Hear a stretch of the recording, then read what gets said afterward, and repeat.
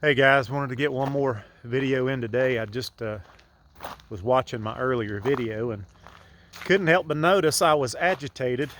Uh, I was angry. I was like, man, what are you yelling at me, Paul? I don't deserve to be yelled at. But I was. I got angry and I just was a little bit too emotional. I apologize for that. I get agitated with my past self sometimes. I get agitated with what's going on in the nation.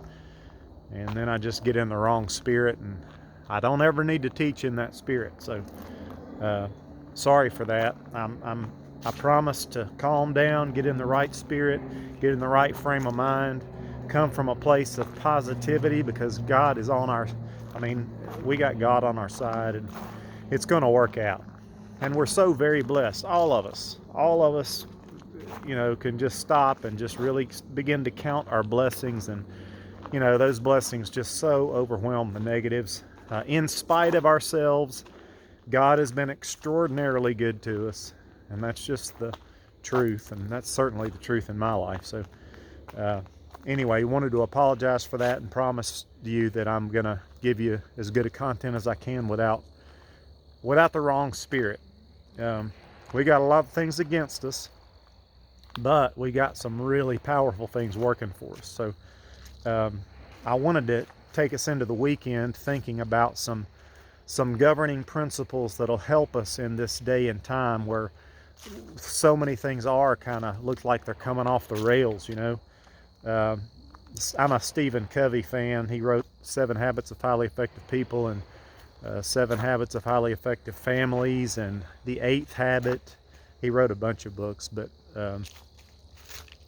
those books that deal with principle are really powerful, because the principles never change. They are going to be here. I don't care what happens. It doesn't matter what kind of craziness humans decide to do. Those things that are principle based, they ain't going nowhere. You're either going to figure it out and align with them, or they're going to break you. And so I can appreciate books that bring out those types of things, because when things get crazy, man, you better line up with the principles. Because if you line your life up with the principles, you got some governing governing principles are going to help you steer in the right direction, stay straight when everything else is going sideways. And so we got to really lean into some of those things. The first 3 habits especially. Habit 1 is proactivity. I am responsible. You are responsible for your life. Be proactive. Take responsibility. You are the programmer. It's up to you. You can't blame anybody. You can, but why do it when you can change your situation? Just take responsibility for it and go for it. Habit 2 is to write the program. What do you want? You got to get clear on that. You can, if you believe in God, we believe He started with something, a design, and then He built you around it. And so you just need to get clear. What is the desire of God in me? What am I on the earth for? I've got to get clear about that. I need to write it down. Clarity is power. There's all kinds of statistics on the power of goal setting and actually writing them down and getting clear on that. But that's habit 2. You are the programmer. And then habit 3 is run the program. Once you've got the blueprint, then you look at the blueprint every day. You go in that office or wherever, you look at that blueprint, you go out and you start building. You build every day according to the blueprint that you wrote down to begin with. And those are the 3 principles that have to do with the private victory. And then the other habits, the other 4 habits have to do with the public victory. How you deal with people and dependence and interdependence and all things like that. But those first 3, those are very good. Another one that I wanted to add on was something else he wrote about in the 8th habit, because he really foresaw what we were heading into in the information age, what the kind of discombobulation that was going to come upon the planet in our affluence, and some of these massive changes that are going on that the internet is doing. We don't realize how massive the changes are because they're internet based. We're getting disconnected from the land. And those are some big time shifts. You're getting out of the industrial age totally, where you know, we're no longer producing things in that fashion. We're moving into a artificial intelligence type of a world. I mean, there's just massive shifts, and when things like that occur, you've got to start leaning into the things that haven't changed and that aren't going to change. As long as this world is going and up and running, these things are going to stay the same. And so you want to really lean into those things and get yourself stabilized. And one of those things he talked about was understanding that humans are the greatest resource on the planet. I mean, we're image bearers. How could we not be?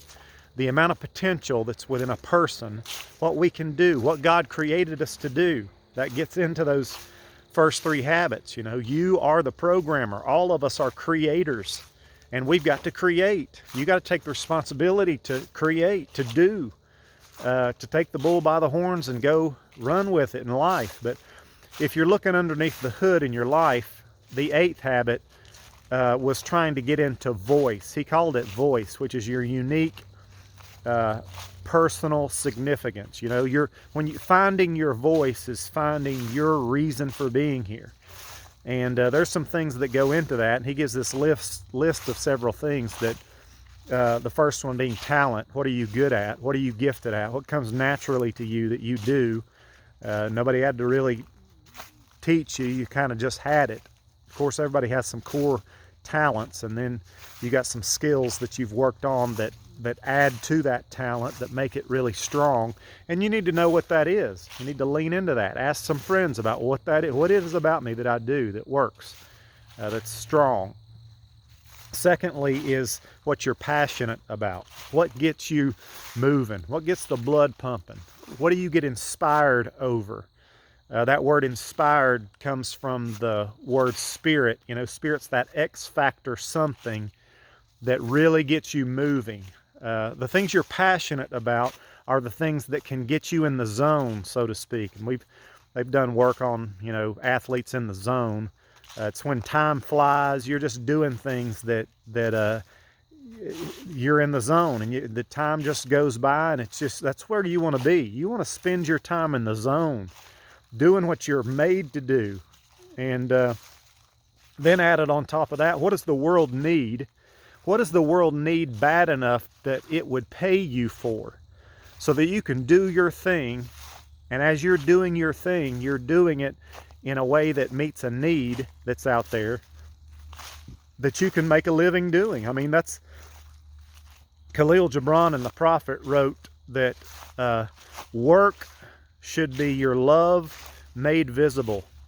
And man, what a life. If you can do what you love to do and it meet a need, and it's a blessing and a benefit to the world, that's a life well lived. I mean, that's where you want to work towards.